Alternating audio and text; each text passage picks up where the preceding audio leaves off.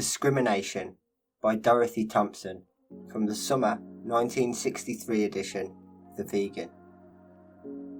There is often a great deal of controversy upon the prudence of one openly admitting to being a vegan to those not yet vegetarians. I believe that this can only be a question of discrimination. I often wonder if I could have so successfully converted several people to vegetarianism if I had told them to be vegans. I feel that if this had been done, they would still be eating meat.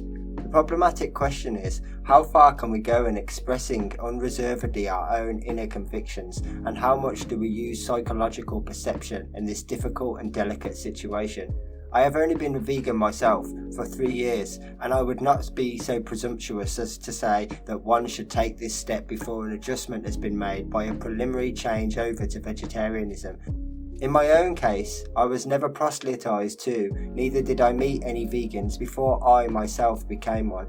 But I felt the need, or I might say more accurately the urgency, to leave out dairy produce from my diet after being a vegetarian for many years. It came to me like an inner voice that would not be stilled until I had obeyed. I believe that when one is ready to be vegan, this urgent voice will speak until there is a response. To eat food which is not cruelly produced is not sufficient. It seems to me that like a diamond that catches the sun's rays at every point, we must respond to life itself in every form if we would have a better world. If we are aware that some people love animals but despise their fellow men, forgetting how capacity for good can make man godlike, as the same capacity for evil can drag him to the depths of degradation, others love their fellow men, despising the sweet innocence of creatures who obey the law of their being, unconscious of sin, with neither pride nor acquisitiveness that brings such suffering to their wake. The animal has not wandered so far from its source or developed the concrete calculating mind as man has done. When we press upward to the realms of intuitive thoughts, we transcend ourselves and our environment. Our greatest stumbling block is pride, which can cloud the understanding. Spiritual pride sometimes lurks unseen and unrecognized, even in the purest heart, and like the jack-o'-lantern, can lead us further away from the goal to which sweet humility alone can point the way. Some, who were never vegetarians, come to the vegan way of life at once, but they are not the norm, and most people need a gradual adjustment. It is not always wise to talk veganism to a meat eater who is genuinely interested in vegetarianism and is reluctantly feeling the way before the changeover. Although we as vegans know what an abundance of really healthy, appetizing food can be enjoyed, a person who is just told that he may not eat flesh, fish, eggs, cheese, butter or drink milk may through lack of knowledge be left floundering in a sea of negation. It is well to bear in mind that this idea is new to him and alien to all his earlier conditioning. He could not grasp it and would probably say, "I can't possibly do this," and so would continue to eat meat. I feel that our magazine is our best source of propaganda. It is well balanced and factual, and expresses the ideals of our cause, and truth will always prevail. With the present knowledge of the harmful effects of dairy produce and the cruel methods of producing it, it will not be long before even the most biased will see the advantages of a more harmless way of life and the logic of vegan reasoning. Oh, Dorothy, if only.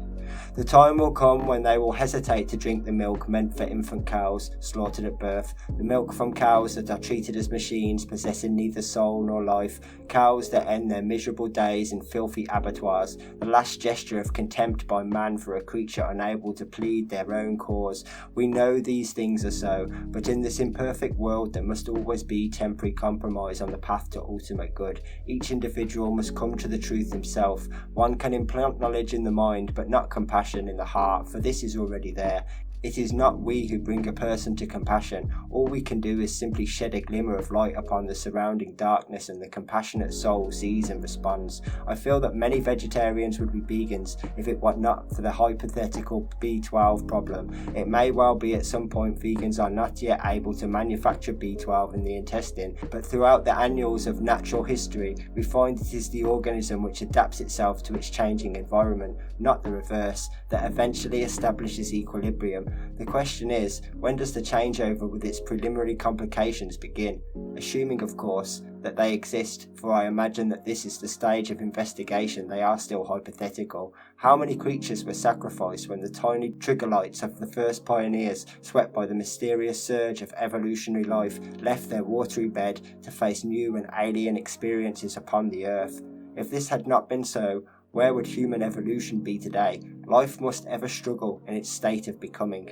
Every urgent seed must force its young shoots through the soil and struggle to the sun. This is life's inexorable law. If man at some earlier period of his development was a fruitarian, he must have partly adapted his body to eating animal matter. That he has not yet completed this is evident by the poor health of modern man, and also by the unaltered structure of his intestine, which is still long for the digestion of vegetarian food. If this is so, it should be simple for a man to return to his original diet at this stage. It should require little adjustment, for he has never completely fallen from his original state. Only his early conditioning stands in the way and he produces the psychological barriers to a fuller and healthier way of life. Our bodies have reached a high stage of physical evolution, and if we nourish them with pure food, we should always speed up our mental and psychic evolution too. As Julian Huxley postulates in his book, Evolution in Action, man has evolved his physical body to a state of perfection, and now his evolution is turning inward. But can his inner evolution proceed when the body is nourished on the bodies of slaughtered animals, which must bring from the depths of man's unconscious a feeling of guilt? If life is a unity, then consciousness must also be one in the subtler levels of being, which means we can never be liberated from remorse and guilt until the animal kingdom, which is a part of the one life, is liberated from our cruelty and oppression. Wow. How can this be brought about? Veganism is the path to that holy mountain where nothing shall hurt or kill, all things dwell in peace and harmony together. But vigilance, tact, and extreme awareness must be exercised in our methods of practicing the vegan way, lest we delay the day when this ideal will come to pass. Let us go on giving the facts, but using discrimination as to when we speak and when to hold our peace. If we can further the vegetarian cause, then as surely as day must follow night, in some far distant future veganism will come to this planet. It is part of the divine plan. In time when animals are no longer bred for food, the whole planet will be vegan. For where will dairy produce come from? We should not be unduly disturbed if we are dubbed cranks and extremists, knowing that we act in all sincerity, in a cause which we do believe to be just and true, heralding the dawn of a better day. We do not have to look embarrassed when our meat-eating opponents point to our shoes and ask if they are made of leather and ask us whether we drink milk. We look them squarely in the face and say we do not and we cannot avoid the truth. It is in these moments when discrimination has to play its part. Vegetarianism is sometimes the aspect to emphasise with an avoidance of vegan propaganda.